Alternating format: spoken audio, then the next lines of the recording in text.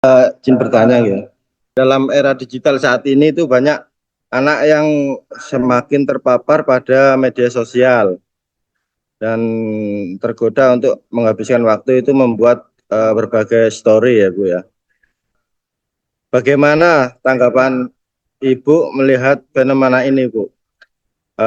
Terus apa sih dampak jangka pendeknya, jangka panjang yang mungkin dialami anak-anak yang kecanduan membuat story di media sosial? Selain itu mungkin Ibu bisa memberikan panduan ya bagi kami orang-orang tua itu tentang cara mengenali tanda-tanda kecanduan tersebut. Apa ada penelitian atau studi kasus yang Ibu bisa bagikan terkait efek media sosial terhadap kesehatan mental anak, terutama yang berhubungan dengan penggunaan fitur story tersebut? Mungkin itu Ibu, terima kasih. Kepada Ibu Faiza, kami persilakan untuk menjawab pertanyaan dari Bapak Wahid tadi tentang bagaimana mengetahui tanda-tanda anak-anak yang sudah kecanduan untuk membuat story di sosial media, dan kemudian apakah ada studi kasus yang mempelajari tentang efek secara langsung kecanduan anak-anak pada membuat story sosial media seperti itu pada kesehatannya. Monggo. Baik. Baik, yang pertama adalah terkait dengan kecanduan yang ditanyakan oleh Pak Wahid ya. Kecanduan di sini sebenarnya nggak spesifik hanya membuat story ya. Nggak, ya story ya postingan apapun, atau kemudian mau dibentuk yang sifatnya umum adalah kecanduan sosmed misalkan. Karena yang dibahas kan bukan game online, bukan judi online, bukan begitu ya, tapi sosmed ya. Masuk di dalamnya adalah mau membuat postingan, mau membuat story, atau mau ya antara postingan sama story ya biasanya ya. Story itu yang settingannya itu biasanya lebih sederhana, bisa langsung juga kekinian, update, sifatnya singkat. Biasanya anak-anak generasi semakin muda semakin banyak yang memilih di story ini.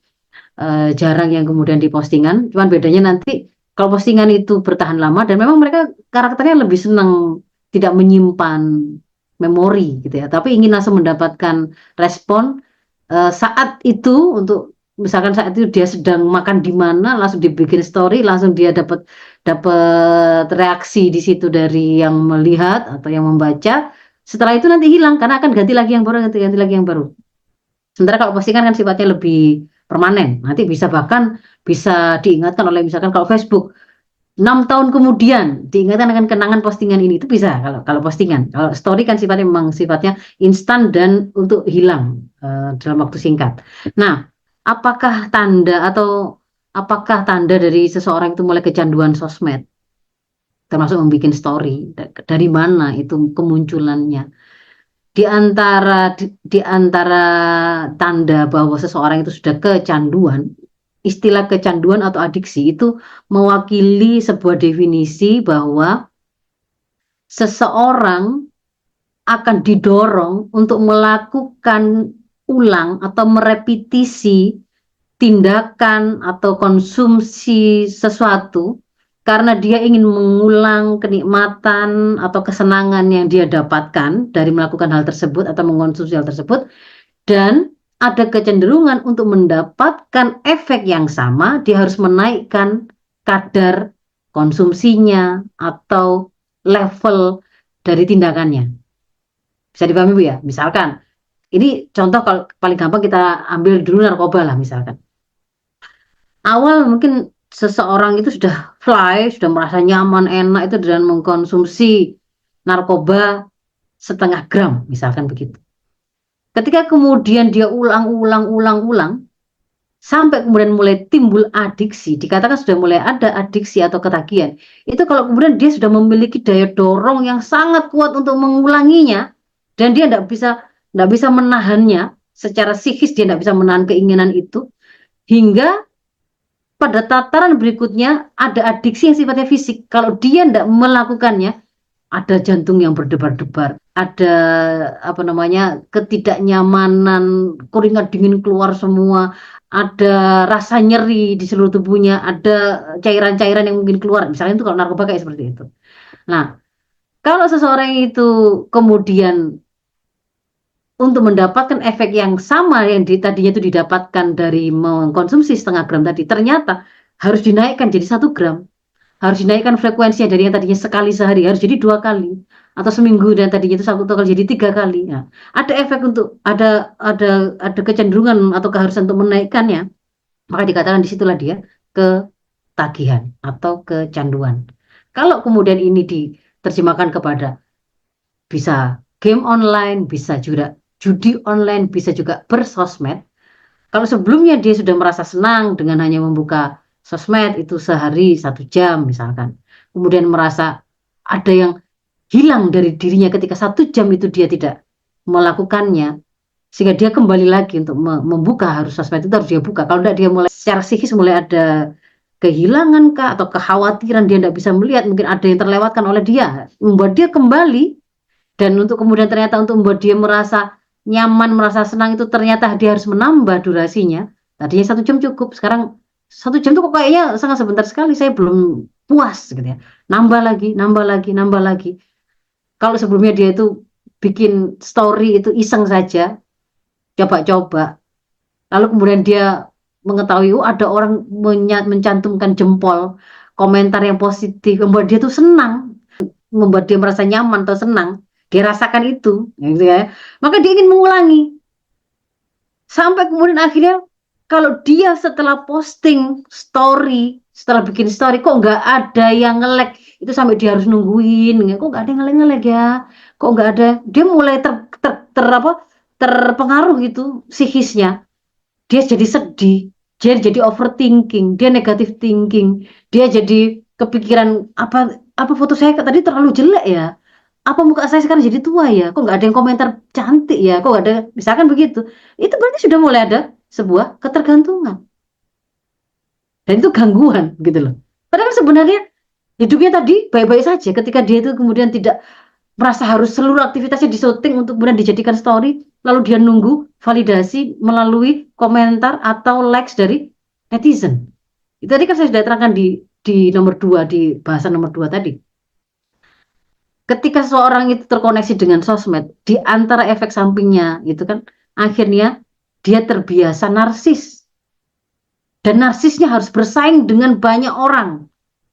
Yang tadinya itu dengan menampilkan wajahnya yang ala kadarnya begitu saja dia itu sudah dapat pujian. Ternyata kan netizen itu melihat ada banyak yang lebih cantik, yang kayak gitu nggak lagi cantik, sehingga kemudian dia tambah itu dengan filter. Dia nyoba filter ini, wah, yang tadinya mukanya oriental bisa jadi ala Arab look, Arabian look, dan dia akhirnya dapat apresiasi, komentar, like. Dia merasa senang, dia ingin mengulang kesenangan itu. Akhirnya nyoba filter ini, filter itu, macam-macam, kan gitu kan Bu ya. Jadi wajahnya itu kadang-kadang jadi kayak seperti artis Korea, jadi seperti artis Arab, jadi seperti macam-macam itu. Akhirnya dia ketagihan nyobain semua filter. Kalau kemudian filter-filternya sudah instan itu sudah dia pakai semua, dia sudah bikin postingannya, kok kemudian masih belum kelihatan dapat reaksi atau validasi yang memuaskan dia gitu ya. Yang dapat penghargaan atau validasi atau dapat apa likes yang banyak itu, ternyata kalau mulai berani membuka bagian atas tubuhnya atau fotonya ditambah dengan pose melet-melet atau apa yang sensual, dia mulai ditambah dengan lakukan seperti itu. Nanti lama-lama sampai nggak pakai baju. Karena apa? Dorongan untuk mendapatkan perhatian, dorongan untuk mendapatkan likes, dorongan untuk mendapatkan komentar, gitu ya. Dia kemudian dianggap pokoknya top lah, the best lah. Itu sebenarnya yang kemudian dia mau ulang. Kalau itu sudah sampai terjadi yang seperti itu, berarti sudah adiksi seperti itu. Nah, korelasinya dengan gangguan mental bagaimana? Kalau masalah studinya, nanti tinggal googling saja Bapak Ibu, gampang sekali, banyak. Korelasi dengan mental health-nya bagaimana?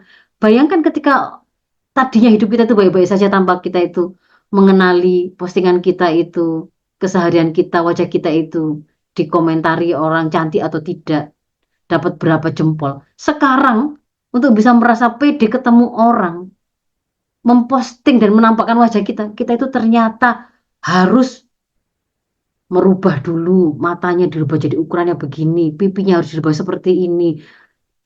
Sampai kemudian dia merasa nggak secure kalau kemudian dia muncul dengan apa adanya di dunia nyata tubuhnya sekarang. Itu sudah gangguan mental. Karena dia sudah tidak lagi menerima realitanya. Dia hidup di dunia maya yang sebenarnya kan bukan wajahnya dia tuh. Yang di filter-filter itu kan bukan wajahnya dia. Efek lebih lanjutnya itu ketika dia itu mau tampil ala dunia maya tadi, mau dibawa ke dunia nyata, mereka akhirnya operasi. Ini kalau mereka-mereka yang tuntutannya sampai seperti itu, seperti artis-artis itu kan seperti itu. Operasi, dan operasi itu juga nanti bikin lagi dia kecanduan, ada aspek tunul amal. Kurang sedikit saja ini itu hidungnya lebih sempurna. Kurang sedikit saja ini pipinya lebih begini, lebih begini. Tidak selesai-selesai. Yang namanya godaan setan untuk kemudian membuat kita itu dibisiki untuk memiliki angan-angan panjang, mengulang lagi, karena kemudian kita itu tidak memiliki pegangan yang kuat untuk seharusnya saya itu bagaimana sih memandang diri saya, wajah saya, tubuh saya, posisinya itu seperti apa, seharusnya saya itu memiliki pemahaman bahwa ini itu ciptaan Allah untuk urusan kenapa saya berkulit putih atau berkulit hitam, bermata sipit atau bermata belum, itu tidak akan ditanya oleh Allah, tidak akan dihisap. Tetapi kalau kemudian saya membuka aurat saya ataukah tidak, itu adalah amal yang saya akan dihisap. Sehingga saya tidak akan berpusing-pusing untuk hal-hal yang saya tidak dihisap oleh Allah, tidak diminta pertanggungjawaban. Nggak akan ditanya kita itu, kok kamu kok jelek? Nggak mungkin. Kok kamu kok matamu sipit? Nggak mungkin. Maka nggak akan memusingkan bagi saya pandangan orang yang mengatakan, kamu jelek karena nggak memenuhi ukuran seperti ini. Silahkan. Toh, saya nggak akan diminta pertanggungjawaban asal itu. Semudah itu kita bersikap kalau kita punya sebuah pemahaman yang kita pegang. Tapi kalau semakin tidak punya, makanya tadi kan saya sampaikan modal awal itu adalah bangun kepribadian Islam dulu sebelum bicara-bicara yang teknis. Nah, jadi itu yang dimaksud dengan diantara ciri-ciri kecanduan kaitannya dengan gangguan mental. Ya. Ciri-ciri amalnya kayak gimana berarti kalau sudah kecanduan? Bangun tidur, langsung nyari HP. Mau tidur, akhir dari amalnya di hari itu membuka HP. Ketika kemudian dia itu posting sesuatu, hatinya, pikirannya, konsentrasinya terpaut di situ. Kalau dia butuh validasi, butuh nunggu likes, nunggu anu. Dan ketika kemudian ada respon apapun, itu mempengaruhi dirinya, mempengaruhi moodnya, mempengaruhi semangatnya, mempengaruhi kemudian pilihan amal yang kemudian dia lakukan. Berarti di situ sudah mulai ada ketergantungan yang tidak sehat, yang tidak betul. Keseringan selfie, itu juga tanda sedikit-sedikit selfie, sedikit-sedikit mau makan, mau apa, sebelum apapun yang sebenarnya kita diberikan tuntunan, mau makan ya baca doa, mau melakukan amal ini ya baca doa, itu enggak, malah langsung otomatisnya itu yang sudah jadi otomatis itu yang bikin ini tadi, bikin foto, bikin video, bikin story langsung. Maka ketika seperti itu tanda begitu.